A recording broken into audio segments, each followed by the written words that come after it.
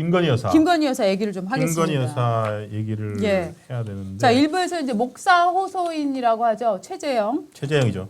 최재형 이 사람이 이런 얘기를 했어요. 어떤 사람이 국립묘지에 안장을 좀 했으면 해서 자기가 그거를 김건희 여사한테 얘기를 했고, 그러니까 김건희 여사를 전담하는 대통령실 소속 조모 과장이 네. 국가보훈부 사무관 연락처를 건넸다라고 네.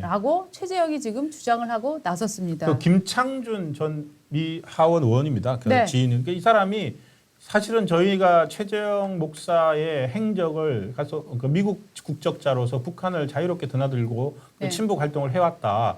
그렇게 해서 보니까 이 사람의 북한 그걸 했는데 이분이 김창준 한국에 의원. 들어와가지고 예. 한국에 들어와서 지금 대한민국 정부의 그 대통령에 접근할 때는 이 미국 하원 의원을 팔고서 저는 접근했다고 봅니다. 네, 네. 이 김창준 의원 유명하고 여러분 알죠? 한국계 최초로 우리나라에서 이제 미국 하원 의원에 당선이 됐었고 아시아계 최초라고 합니다. 아시아계 최초군요. 예, 예. 그러면은 뭐 아시아계니까 어쨌든 정말 큰 업적을 이룬 분이고요. 그렇죠. 그리고 이제 한국과 미국의 우호 관계 강화를 위해서 정말 많이 애쓰시고 큰 일을 하신 분이에요. 그래서 우리나라에서 굉장히 정말 이민을 가서 성공한 분이면서 정계에서도 굉장히 뚜렷한 활약을 그러니까요. 하신 굉장히 의미 있는 분이거든요. 그러니까 근데 최재형이 지금 저분을 지금 팔고 있는 저는 거예요. 저 사람 팔기 위해서 들어왔던 자기의 뭐라고 해야 될까요? 목적이나 이런 네. 걸 숨기고 네. 가장 유명하고 이런 분들에 대해서 지금 네. 이른바 청탁, 예. 이른바 그 선물과 함께 청탁을 했다는 게 다 김창준 전 미국 하원 의원과 관계됩니다. 네. 첫 번째가 저분을 뭐 국정자문위원을 시켜달라. 네. 그런 하면 좋을 거다.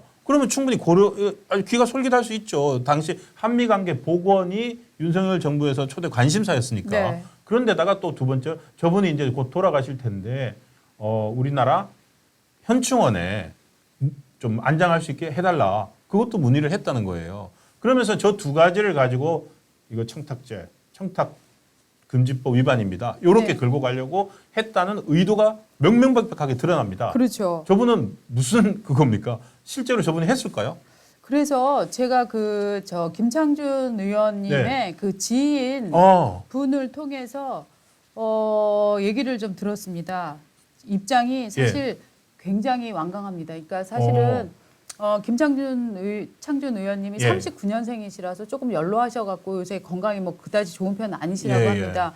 그래서 이제 그 사모님께서 이제 대외적으로 접촉을 하고 계시는데 예. 이 사모님은 나는 정말 그런 건에 대해서는 아예 말도 하고 싶지 않다라는 어머나. 입장이라고 지금 전해지거든요. 예, 예. 그 지인분께서 전해주신 게 어. 그런데 이분의 말씀은 이겁니다. 네. 이 최재형 이 지인이 전해준 얘기입니다. 네.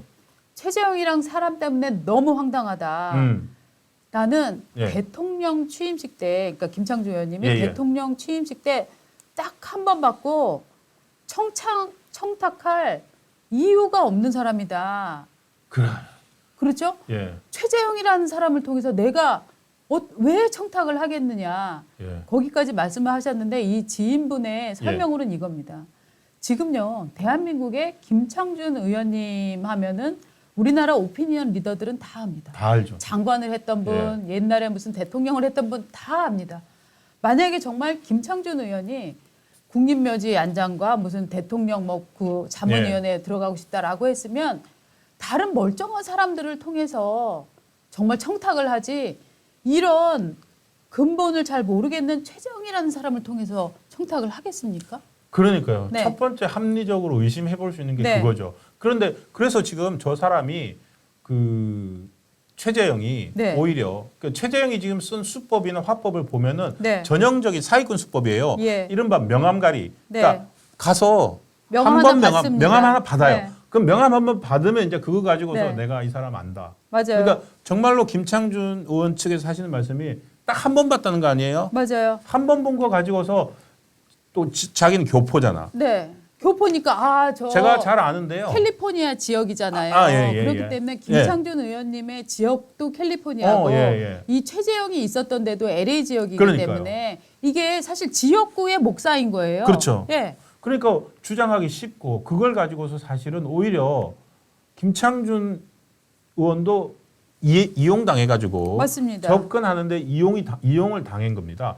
오히려 그래 답답한 것은 지금 우리 얘기한처럼 야 김창준 의원이 그런 거 부탁하려면 네. 진짜 더 높은 사람 통해서 당연하죠. 들어오게 당연한데 또 그거를 또 부탁이라고 일단 네. 알아봐 주긴 했어요. 네. 알아봐 줬다는 게 뭐냐면은 그 조모 비서관 네. 행정관인가요? 그 사람 조모 과장을 시켜가지고 했는데 이게 뭐냐면은 이게 마치 청탁을 들어준 것처럼 예. 오늘 아침 모 신문이 썼는데 네. 이게 청탁 들어준 겁니까? 이게요. 아니잖아요. 제가 대통령실 행사에 어디 한번 가봤거든요. 네. 그때 그 보안 담당이 뭐라고 얘기를 하냐면은 대통령에게 절대로 쪽지나 선물을 전하지 말라. 그건 못 갖고 들어간다라고 네, 얘기를 네. 정확히 합니다. 그리고 악수 같은 거 할 때도 절대 대통령에게 쪽지 같은 거를 건네지 말라라고 하는데 그래서 그때 여러 명이 아주 같이 갔었는데 그때 사람들이 다 웃으면서 야 청탁 쪽지를 정말 많이 넣는구나 네. 우리가 이제 느꼈어요. 그러니까 대통령은 워낙 많은 사람들을 만나고 사실 대통령 부인도 많은 사람을 만납니다. 근데 그런 분들을 만나면 그분들이 다 자기 어려운 사정을 얘기하거나 우리나라 발전을 위한 제언을 합니다. 네. 그러면 그런 분들이 얘기를 듣고 꿀꺽꿀꺽 삼킬 수가 없어요. 기본적으로 그건 다 국민의 민원이라고 생각을 하기 때문에 다 정리를 옆에 배석한 분들이 정리를 하고 체크를 하고 해서 다 일종의 민원 처리 같은 것들을 하게 될 수밖에 없는 상황인데요. 이와 관련해서도 네. 저희가 또 대답을 또 하나 받아봤습니다. 네. 그래서 야 이게 진짜 청탁을 들어준 거냐라고 얘기를 물어봤더니 네. 또 답을 하나 얻었는데요. 네. 네. 네. 답을 제가 누가 보내줬다라고 할 수는 없지만 지금 대통령실 예, 쪽에 예. 있는 분한테 답을 얻었습니다. 뭐라고 답을 제가 하던가요? 읽어드릴까요? 예, 예. 답이 이겁니다. 자, 민원이 있었을 수도 있었다. 네. 민원 담당자로서 알아봐주는 게 당연하다. 네. 대통령실에 수백 수천 건의 민원이 쇄도하는데 웬만한 건 다 접수를 한다. 다만 불법과 부정 없이 처리해 주거나 알아봐서 알려준다. 이게 과연 문제인가? 네. 그렇지 않아요? 그러니까 이게 원칙론이고 네. 저는 근데 이 최재형이라는 사람과 네. 그리고 서울의 소리가 네. 작정을 하고 들어갔지 않습니까? 네. 그 지금 나오는 잠깐만요. 문 대통령님? 제가 방송 끝나고 전화 드릴게요. 아유, 문 대통령 나한테 전화하셨네. 바로 그겁니다. 이런 이런 식으로 식이에요. 지금 네. 저희가 아침에 이 보도를 접하고 네. 물론 저희가 기자니까 네. 그 우리 박은재 리터 따로 알아보고 저도 따로 알아봤는데 네. 바로 이 김건희 여사 근처에 있는 조모라고 하는 사람이 나옵니다. 그리고 과거에 국회의원실에서 누구누구 밑에 있어 일했고 네. 대선 때 뭐 했고 바로바로 나옵니다. 그러면은 지금 이 사람이 누굽니까? 이 최재형하고 서울의 소리 주장을 하는 게 그렇게 했더니 조모 과장이라는 사람이 연락이 네. 와서 네. 그 국가보훈부죠. 국가보훈부의 담당자 사무관 연락처를 주더라. 그래서 연락을 했고 마치 청탁이 받아들여진 것처럼 네. 계속 얘기를 합니다. 네. 근데 결과적으로는 안장할 수 없다고 하더라. 라고 얘기를 하니까 와 진짜로 해줬구나 싶은데 실제로 그 원칙적으로 그거 알아봐 주는 것 자체는 네. 청탁 들어준 것도 아니고 민원 접수해서 그냥 네. 한 건데 제 생각에는 이 사람들이 이것까지 파악을 해서 조모 과장이 과연 실제로 그걸 했는지 왜냐하면 국가보훈부에서는 지금 그런 전화를 받은 적이 없다는 거거든요. 네. 장관도 모르고 네. 그리고 그 담당 사무관이나 이런 사람도 네. 그런 거 알아봐 준 적 없는데요. 네. 없는데 네. 지금 있는 거는 그 조모 과장이라는 사람만 이름이 나와버렸어요. 그렇죠. 그러니까 이 사람은 뭐가 됩니까? 근데 아마도 알아보고 접근을 해서 네. 이것까지도 저는 시나리오에 맞게 얘기를 맞습니다. 해버렸을 가능성이 저는 가장 꽤 높다고 있어요. 생각합니다. 네, 예. 맞아요. 왜냐면 이 사람들 말 예, 김 여사님.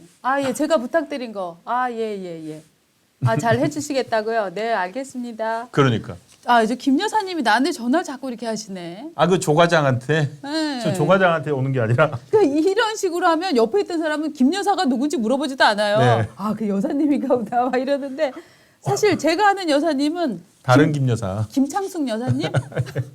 이게 전형적인 사기꾼들이 그러니까 사진 보여줄까? 야, 김 여사님이랑 찍었는데 막 이런 식인 거잖아요. 이런 거 다 네. 파악하고 네. 이런 짓거리 못하게 하고 다니는 게 네. 국정원 국내 정보팀 국정원도 네. 있고 민정수석실도 네. 있고 그다음에 제2부속실도 네. 있고 그런 것들을 해야 되는데 안타까운 점은 네. 제2부속실이 지금 아직도 없다는 거. 네. 그리고 이 정부에서 민정수석실도 네. 최근에야 만들어졌다는 거. 맞습니다. 이렇게 되니까 온갖 사기꾼들이 판을 치고 다녔고 네. 심지어 북과 연계된 것으로 추정되는 좌파 사기꾼까지 그죠. 예? 해가지고 그 정보 협작꾼이죠. 예. 그 정보를 만들어서 뿌리는 이상한 사람들하고 연계돼가지고 예. 이를 이 지경으로까지 만들었습니다. 맞습니다. 맞습니다. 지금 이제 그래서- 이것 가지고서 특검하자는 거 아닙니까? 지금 일단 수사를 좀 기다려 봐야 됩니다. 그런데 뭐 지난번에 이제 뭐 저 검찰총장을 예. 패싱했다. 그래서 이제 앞으로 그냥 수사팀 싹 바꿔갖고 김건희 여사 관련 수사를 질질 끌고 이제 늘릴 것이다. 이런 의혹을 민주당에서 강하게 제기를 했었는데 어저께 검찰 인사가 막 대규모로 그렇죠. 나서 막 인사 이만큼 났잖아요. 예. 자, 그 내용을 보니까 수사팀 부장검사들은 그대로 지금 유지가 됩니다. 그렇습니다. 지금 김건희 여사 관련 의혹들 추사하고 있는 대표적인 데가 서울지검 형사 1부 그리고 반부패 수사 2부인데 네. 이번에 어저께 인사만 아침 조선일보 인사면에 보면 아시겠지만 네. 검찰 인사만 거의 절반을 차지합니다. 네. 514명의 검찰 인사가 있었습니다. 네. 그 차장 부장급들 그러니까 주요 이제 핵심 인력들이죠. 예, 예. 그런데 뭐 김건희 수사를 덮으려고 한다고 했던 그 형사 1부와 반부패 수사 2부는 그대로 있습니다. 네. 그러니까 그 수사는 그대로 되고 있고 단 하나 전주지검에서 문재인 전 대통령 사위 태국 이사나 문다혜 씨 딸 재산 관련 의혹들 수사했던 그 검사는 이번에 서울중앙지검으로 옮겼습니다. 네. 그래서 저희가 아마도 이창수 지검장으로 서울중앙지검장이 바뀐 다음에 네, 네. 본인이 전주지검에서 했었던 수사를 이제 서울로 옮겨와가지고 네. 왜냐면은 전주에서 할 건 대충 다 끝났거든요. 이상직 의원 관련해서는. 네. 자, 그럼 이제 뭐냐면은 문재인 정부 청와대 서울에서 그 청와대에서 있었던 일들을 수사를 해야 됩니다. 네, 네. 그러면은 사건을 옮기는 겁니다. 사건 이송 가능하거든요. 예. 사건을 옮겨서 하지 않을까라고 추정을 해봅니다. 예.